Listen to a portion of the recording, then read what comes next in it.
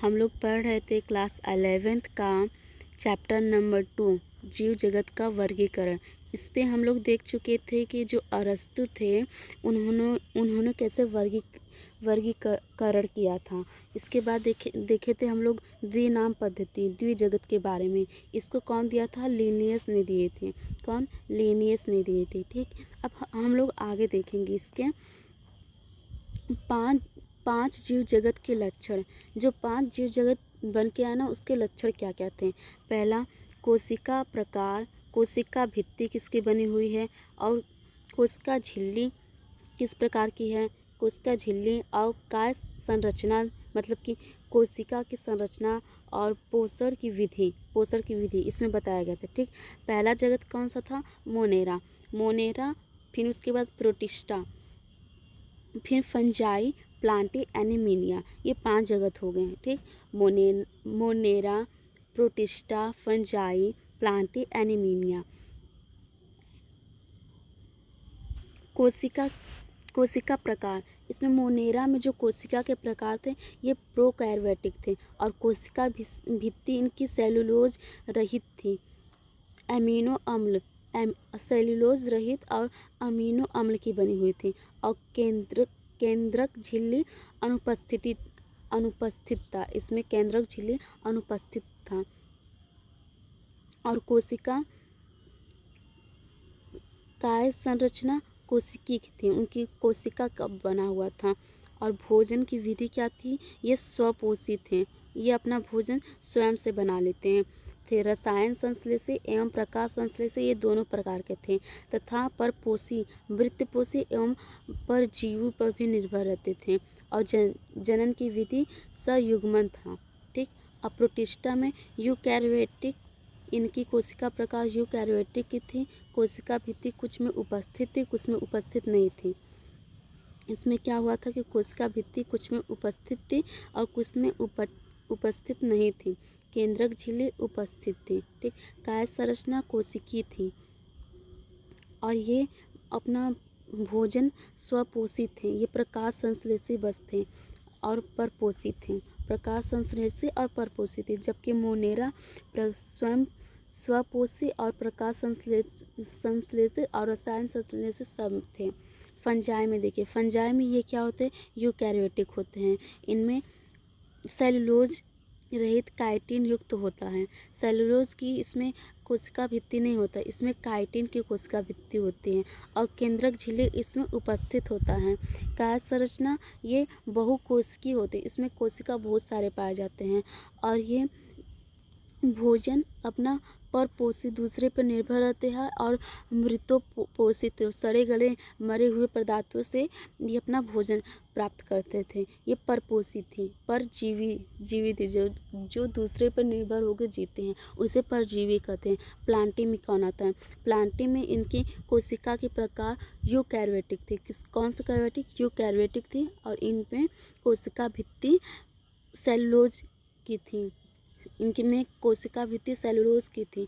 Fungi में किसके था? काइटिन का था। ठीक, इनमें केंद्रक झिल्ली उपस्थित था।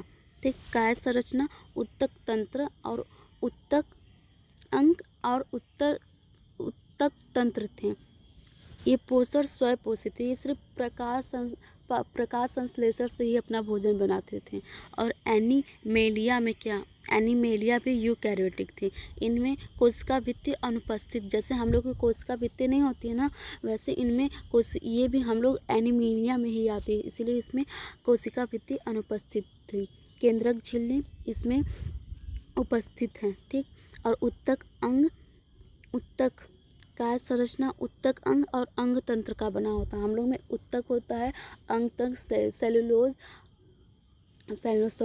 Cell, tissue system, organ system, इससे मिलके हम लोग का शरीर बनता है। ठीक, और इसमें पोषण की विधि क्या होती है? हम लोग परपोषी होते हैं, जैसे पेड़ पौधे हम लोग को भोजन बना देते हैं, तो पेड़ पौधे या पशु के द्वारा हम लोग अपना भोजन प्राप्त करते हैं। जैसे गाय से हो गया हम लोग दूध प्राप्त करते हैं, और खेत में से हम लोग जो भी गेहूँ चावल ये सब हो गया, ये सब हम लोग को पहले से ही बना हुआ पेड़ पौधों के द्वारा फिर हम लोग इसको बस पका के खाते हैं, ये पहले से ही बने हुए होते हैं। और प्रजनन की विधि इसमें निषेचन होता है। प्रजनन इसमें एनीमेलिया में प्रजनन निषेचन के द्वारा होता है। ठीक। सन 1969 में आर.एस. व्हिटेकर, ये जो 5 जगत हैं, 5 जगत वर्गीकरण ये सब जो बताए हैं अभी, 5 जगत वर्गीकरण आर.एच. व्हिटेकर द्वारा दी गई थी। ठीक। इस पद्धति के अंतर्गत सम्मिलित किए जाने वाले जगतों के नाम मोनेरा, प्रोटिस्टा, फंजाई, प्लांटी, एनीमेलिया है। कोशिका संरचना, शारीरिक संरचना, पोषण की क्रिया, जनन एवं जाति वृद्धि संबंधी के इनके वर्गीकरण की पद्धति पर मुख्यतः मानदंड थे। तालिका में जैसे ये दिखाया गया है। ठीक। सभी जगतों के विभिन्न लक्षण का तुलनात्मक विवरण दिया गया है। जैसे इसमें आप लोग देख सकते हैं कि इसमें बस मोनेरा का जो कोशिका का प्रकार है वो प्रोकैरियोटिक है। जिसमें प्रोकैरियोटिक क्या होता है, जिसमें न्यूक्लियस और बहुत से कोशिका अंग उसमें विकसित नहीं हुए रहते हैं, वो बहुत सूक्ष्म जैसे कोशिका का बनना स्टार्ट ही हुआ रहता है वो समाप्त हो जाता है, उसे प्रोकैरियोटिक कहते हैं। और यूकैरियोटिक में ये प्रोटिस्टा, फंजाई, प्लांटी, एनीमिया ये सब क्या होते हैं, यूकैरियोटिक के बने होते हैं। बस इसमें कोशिका के प्रकार में बस मोनेरा ही अलग है, अब बाकी सब क्या है, यूकैरियोटिक के हैं। और कोशिका भित्ति देखिए, इसमें मोनेरा में किसमें सेलुलोज रहित होता है, इसमें सेलुलोज नहीं होता है, अमीनो अम्ल से बना होता है और इसमें उपस्थित होता है कोशिका भित्ति। इसी के बारे में आर.एस. व्हिटेकर जो थे, आर.एस. व्हिटेकर, इनका नाम याद रखिएगा। ये पेपर में पूछता है कि 5 जगत वर्गीकरण किसने दिया था, तो आप लोग बोलेंगे क्या, आर.एस. व्हिटेकर। ठीक। इसका नाम भी कभी कभी पूछ देता तो Monera, protista, fungi, Plantae, anaemia. ठीक।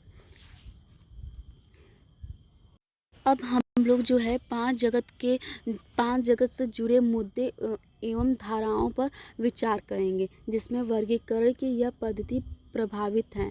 इससे पहले की वर्गीकरण पद्धति के अंतर्गत बैक्टीरिया, नील, हरी शैवाल, फंजाई, मांस, फर्न, एंजियोस्पर्म एवं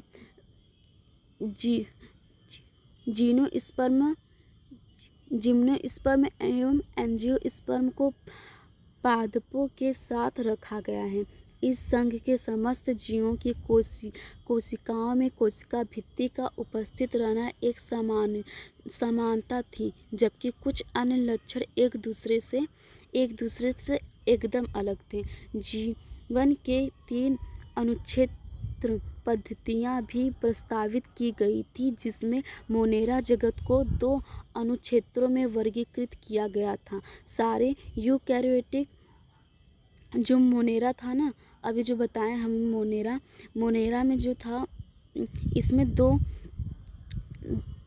दो अनुक्षेत्रों में वर्गीकृत किया गया है। मोनेरा को देखिए यूकैरियोटिक जगत के 3रे अनुच्छेद में रखा गया है। विस्तार से उच्च कक्षाओं में हम लोग पढ़ेंगे प्रोकैरियोटिक बैक्टीरिया तथा नील हरे शैवाल या साइनोबैक्टीरिया अन्य यूकैरियोटिक जीवों के साथ वर्गीकृत कर दिया गया है। इस पद्धति के अनुसार एक कोशिका जीव बहुकोशिका जीव के साथ वर्गीकृत किया गया है, जैसे क्लेमाइडोमोनास एवं स्पाइरोगायरा शैवाल। इस वर्गीकरण में कवक जैसे परपोषी का हरित पादप जैसे स्वपोषी के बीच भी विभेद नहीं किया गया है, जबकि कवकों की कोशिका भित्ति काइटिन की होती है। कवक की कोशिका भित्ति किसकी होती है, काइटिन की होती है। हरित पादप की सेलुलोज की बनी होती है, कवक की काइटिन की बनी होती है, और हरित पादप की हरे भरे पौधों की ये सेलुलोज की बनी होती हैं। इन्हीं लक्षणों के ध्यान में रखते हुए कवक को एक अलग जगत फंजाई में रखा गया है। कवक को किस में रखा गया है? फंजाई के अंतर्गत रखा गया है। सभी प्रोकैरियोटिक जीवधारियों के साथ मोनेरा एक कोशिका जीवधारी को प्रोटिस्टा जगत में रखा गया है। एक कोशिका जीवधारी जो थे उनको प्रोटिस्टा जगत में के अंतर्गत रखा गया है। प्रोटिस्टा जगत भित्ति युक्त होती है। इसमें प्रोटिस्टा में क्या होता है? प्रोटिस्टा में ये भित्ति युक्त होती है, इसमें भित्ति नहीं होती है। जैसे हो गया क्लेमाइडोमोनास, क्लोरेला, जिन्हें पहले पादप के अंतर्गत शैवाल में रखा गया था। क्लोरेला को किससे? पादप के अंतर्गत शैवाल में रखा गया था। पैरामीशियम एवं अमीबा, जिन्हें पहले प्राणी जगत में रखा गया था। इन्हें क्या किया गया था? प्राणी जगत में रखा था। पैरामीशियम को और अमीबा को प्राणी जगत में रखा गया था, किस जिनमें कोशिका भित्ति नहीं पाई जाती थी। जो क्या था कि पैरामीशियम और अमीबा को प्राणी जगत में रखा गया था, इसलिए क्योंकि इसमें कोशिका भित्ति नहीं पाई जाती थी। इस प्रकार इस पद्धति के अनेक जीवधारियों को एक साथ रखा गया है, जिनमें पहले की पद्धतियां में अलग अलग रखा गया था।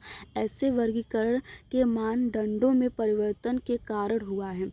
इस प्रकार के परिवर्तन भविष्य में भी हो सकता है, जो लक्षण तथा विकासीय संबंधों के प्रति हमारी समझ में सुधार पर निर्भर होगी। समय के साथ साथ वर्गीकरण की एक ऐसी पद्धति विकसित करने का प्रयास किया गया है जो न सिर्फ आकार और कायिक और प्रजनन संबंधी समानताओं पर आधारित हो, बल्कि जाति वृत्ति हो और विकासीय संबंधों पर भी आधारित हो।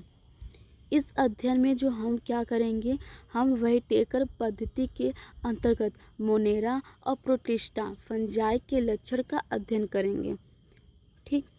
प्लांटी एवं एनिमेलिया जगत, जिन्हें हम सामान्य भाषा में क्रमशः पादप एवं प्राणी जगत कहते हैं, इनकी चर्चा हम लोग अगले वाले अध्याय में करेंगे। जब मतलब चैप्टर 3 और चैप्टर 4 में हम लोग इसके बारे में पढ़ेंगे।